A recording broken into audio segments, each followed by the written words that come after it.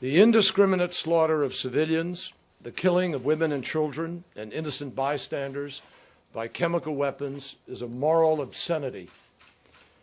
By any standard, it is inexcusable, and despite the excuses and equivocations that some have manufactured, it is undeniable.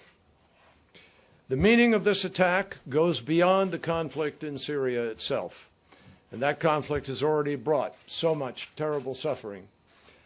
This is about the large-scale, indiscriminate use of weapons that the civilized world long ago decided must never be used at all, a conviction shared even by countries that agree on little else. There is a clear reason that the world has banned entirely the use of chemical weapons. There is a reason the international community has set a clear standard and why many countries have taken major steps to eradicate these weapons. There is a reason why President Obama has made it such a priority to stop the proliferation of these weapons and lock them down where they do exist. There is a reason why President Obama has made clear to the Assad regime that this international norm cannot be violated without consequences. And there is a reason why, no matter what you believe about Syria, all peoples and all nations who believe in the cause of our common humanity must stand up to assure that there is accountability for the use of chemical weapons so that it never happens again. I went back and I watched the videos that anybody can watch in the social media, and I watched them one more gut-wrenching time. It is really hard to express in words the human suffering that they lay out before us. As a father, I can't get the image out of my head of a man who held up his dead child, wailing while chaos swirled around him. The images of entire families dead in their beds without a drop of blood or even a visible wound. Bodies contorting in spasms. Human suffering that we can never ignore or forget. Anyone who could claim that an attack of this staggering scale could be contrived or fabricated needs to check their conscience and their own moral compass. But amidst claims and counterclaims of chemical weapons attack in the Ghouta suburb of Damascus, CCTV's Wang Weiwei was able to enter the area to ascertain the truth for herself. And here's the exclusive report she filed from the scene. This place is safe to enter only in an armored vehicle. Ghouta has been the battleground between government and rebel forces for over 4 months.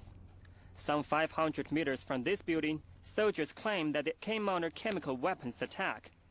The government has just taken control of the building after a large-scale military operation last Wednesday. As soon as we got here, we could smell something peculiar. I don't know where the smell is coming from. Maybe we'll find out if we enter the building. The basement of the building is huge, with all rooms but one destroyed. Hand grenades, mortar bombs, adhesive tapes, chemical fertilizers, detonators, everything you need to make explosives are all here. It's these barrels which are most disconcerting. These gas masks were left by opposition fighters. Government forces told us not to touch these barrels. I asked them what's inside. They told me they don't know. There are also some medicines here. Some soldiers say these have been used to treat injuries caused by chemical weapons. The army doctor said that there were 36 cases of suspected chemical weapon attacks. Some soldiers are being treated in the military hospital now. I heard an explosion, not a big one, but a small one as it was trying to enter a stronghold held by militants. Then I smelled something weird. It was hard to stand that smell. Then I experienced headaches and difficulty in breathing. My fellow soldiers experienced the same symptoms. We cannot see things clearly. The alleged attack has spurred demands for an independent investigation, an investigation that Syria has reportedly agreed to by giving permission to UN inspectors to access the site. Many hope the investigation will clear the air on what is fast becoming a dirty war in more ways than one. 聂家 CCTV。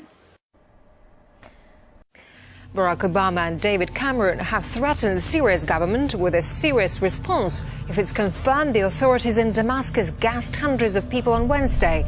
Meanwhile, Assad's administration has warned against a US-led intervention, saying the move would set the Middle East ablaze. Syrian state television is reporting that Syrian soldiers entered a number of tunnels that had been used by rebel fighters in Damascus, and there they found empty shells, the remnants of chemical agents. This comes as the United States starts moving its naval ships in the Mediterranean closer to the Syrian coast. The indications on the ground are that the first wave of preparations for any kind of military intervention inside Syria are underway, and that the US and in particular the Navy is just waiting for the green light. Seeing quite a lot of chips come into place here, Paula. You talk about the military posturing on the part of Washington with a fourth warship heading to the region. Now to the deepening crisis in Syria. Today, Defense Secretary Chuck Hagel said the U.S. is preparing for all options there, as speculation rises that the U.S. is planning to strike. This as doctors inside Syria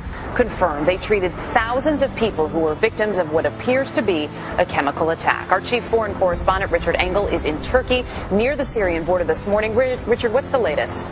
Over the last several days, they've received large shipments of weapons, tons of weapons going to the Syrian opposition, coming through Turkey, in fact, coming through this area. And they also say that they believe they have evidence that Bashar al-Assad personally ordered those alleged chemical attacks on the outskirts of Damascus. We're reporting from a region on the brink, and all eyes are on Syria, where an apparent chemical weapons attack could lead to American military action. Here in Cairo, we're just 100 miles from the Mediterranean Sea, where U.S. warships are now at the ready. This morning, officials tell ABC News that U.S. Navy destroyers now in the Mediterranean could be used to carry out limited military strikes, cruise missile strikes. What a lot of analysts are already describing as the turning point in a regional conflict between Sunni-allied states and Shia-allied states. So it's a very dangerous situation that a military intervention could make much bigger and much, much worse. U.S. warships are moving off the coast of Syria, preparing for an attack. This is what is the reality, and this is what many of us have feared for many years now. This is bigger than just war with Syria. What we're talking about here is World War III. It's likely cruise missiles launched from those destroyers, targeting key Assad military command posts. Government officials telling us the case for military action is taking shape.